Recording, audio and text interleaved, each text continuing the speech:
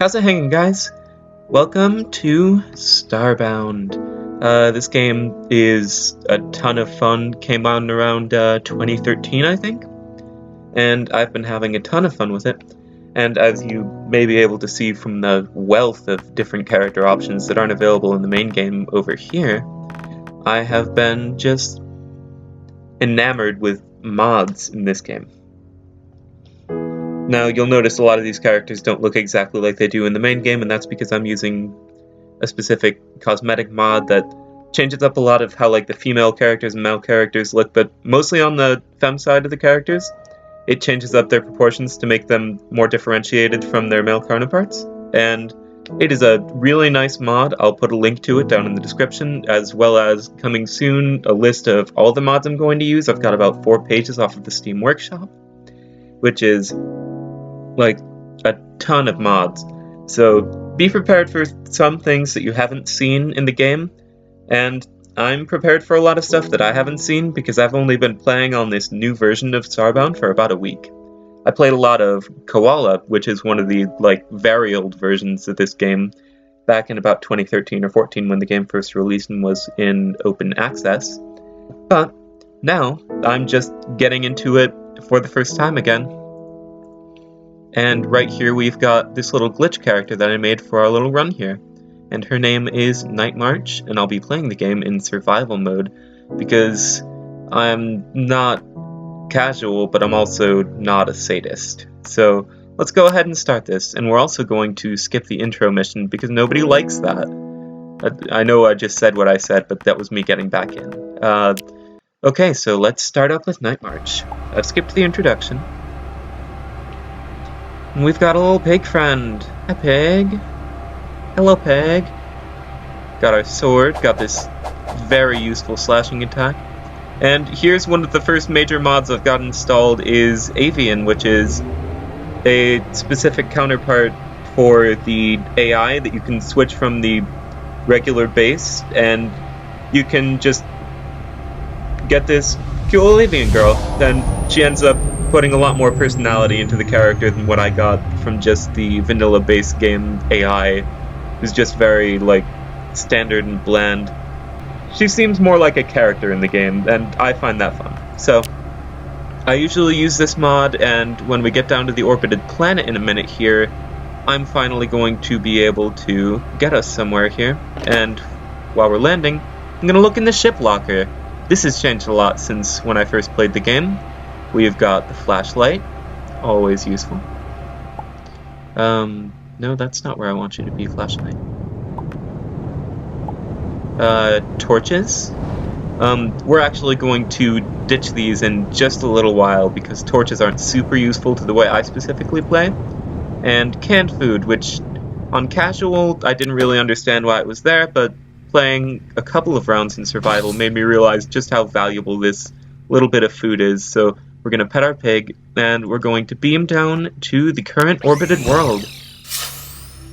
We've got our yellow teleportation light here because we're a glitch. It's very fun that they've got each different character race has their own light fixture coming down.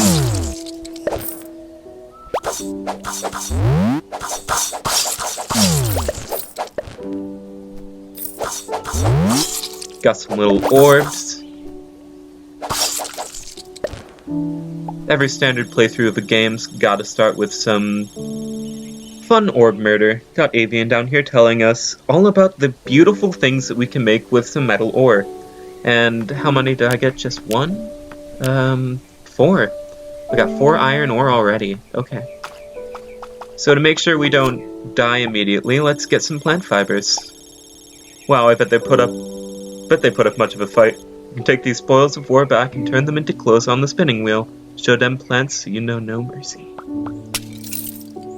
So yeah, we're going to get some of these spoils of war, and we're going to turn them into salves for now, because Starbound combat is very difficult at the beginning, especially if you just kind of dodge blindly into it and think that you're going to be alright. It's not super difficult if you get good weapons and keep yourself stocked with salves, though. So that's basically what I'm going to be doing for this first video, is trying to get a good round of equipment, and perhaps we'll find just what we're supposed to be looking for here on this planet that we've been stranded on. First though, in the standard survival Minecrafty fashion, gotta fuck some trees up, murdered a tree. Well, who cares? Wood is useful. Unless you're cold and make everything out of metal, I'd recommend you get lots of wood. What if I'm made of metal? Gotta get some rice, and we're not starving yet, so I'm not going to worry about food for just this moment, but I am going to pick up some of this copper. I'm also going to pick these two things up because having a way to restore health on the fly and have a place to cook our food is going to be invaluable in this specific game mode. I always thought the little sounds that the glitch made, they're just like, they are very standard, like, oh, boop, beep, boop, beep, boop, but they are very fun and cute. Frog murder. I always stumble upon these little tiny houses here, and I wonder, like, are these meant for players to build houses in? Or are they just, like, world-building ruins? I've never been entirely sure, but they just don't seem to serve too much of a purpose. If anybody's got, like, maybe they're supposed to be, like, oh, you know, maybe they're for collecting resources so you can build stuff, huh? You know, I might go back and grab some of that, but only once I've found a better alternative to just kind of doing things with the standard matter manipulator, which, as you can see, like, plant matter it's fine on, but there's so many other things in this game that you'll end up having to mine, and it just gets so much more difficult later on to justify using an unmodified matter manipulator. Sooner or later we will find some cool upgrades that we can put into it though, and that'll basically make it more useful than having a standard pickaxe.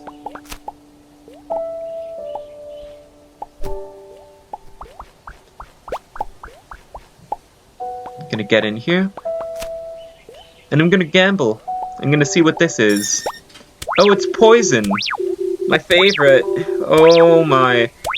There's a ton of different things that I've got here just for mods, but for right now I'm going to craft a single salve and get it if I can. Just to give myself some momentary health benefits while I get away from that enemy.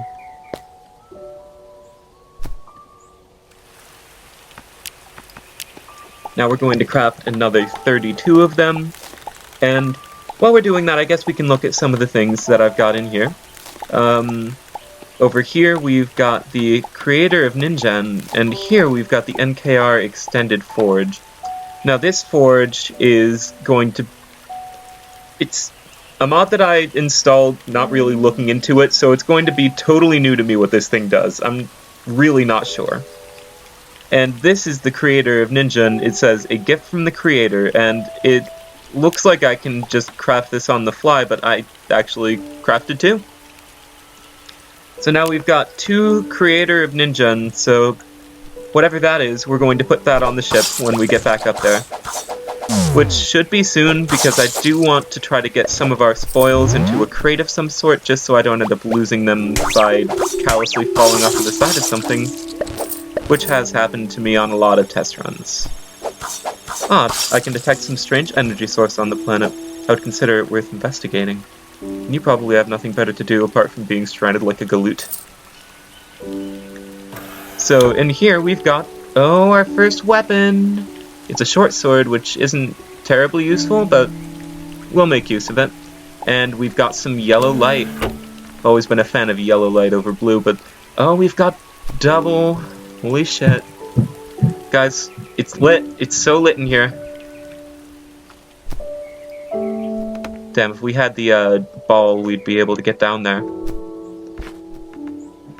For right now, though, I think what I'm going to do is get myself out of this little pit here. Get this sword onto our light.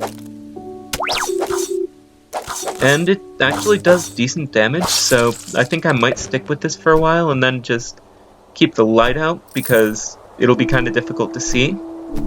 This is also why I said that I wouldn't be using a lot of torches in the run, because I do often just go with the flashlight because it's just, like, it's a one-handed sort of tool, and it's so much easier to use than having to, like, plop down so many torches.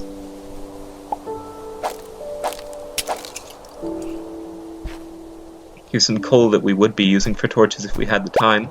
I'm gonna switch over to this real quick, just so we can some of that. And I actually forgot to put any of those salves into my hotbar here. So let's go ahead and replace those. We'll refill our meter. And then we're actually going to do just one more thing before we close out this video, which is I'm going to see if I can find the source of the mysterious energy that Avian was mentioning earlier. Because sometimes it's close, sometimes it's not very far.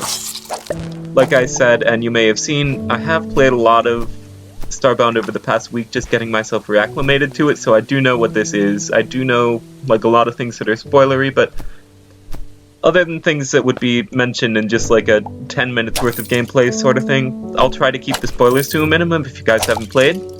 But if it turns out that a lot of people who have already played are watching this modded playthrough, then please be sure to tell me in the comments, and I'll try to keep that to a minimum. With this yellow light, it's hard to see whether or not this is poison water. It's good to get a lot of pixels this early in the run, because then you can buy a bunch of food later on when you get to the outpost.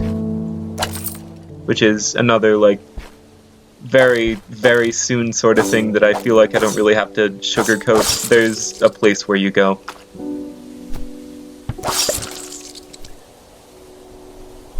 Some more compulsory frog murder.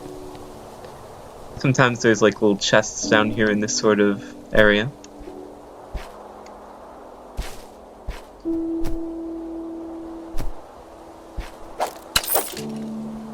Ah, rope, perfect. We can use this rope. And, oh. Okay. So, we're actually going to, oh. Shit, I fucked up. Parkour. And boom. There we go, we made it.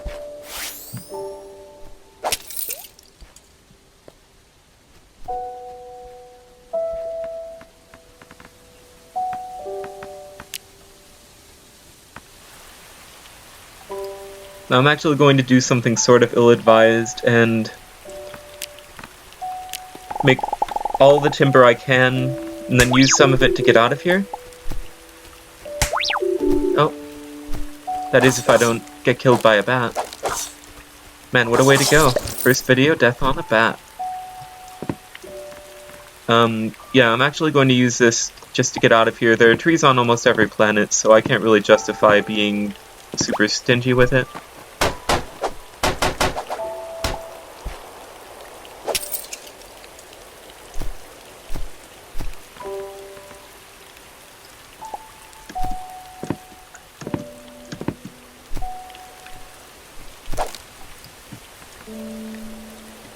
Debating whether or not to get the coal. I know it, like, I can sell that for a bit, but like I said, I'm not going to be using torches, so it is, like, functionally almost useless to me. And I am actually starting to get a little hungry, but here we go. We've got this little spot here, and it looks like this is going to be the end of this video for you guys. We've got our little message from an unknown party that's asking us to go through this ancient gateway, and to do that we're going to need 20 core fragments. Seems like core fragments are present on that planet. Luckily you can find them only deep down. Well, that's not true, and I know it's not. There's always a mine on these first planets, I've noticed, and we're actually going to spend the next video looking for it and plundering it. So, I hope you guys had fun, and I'll see you in the next video.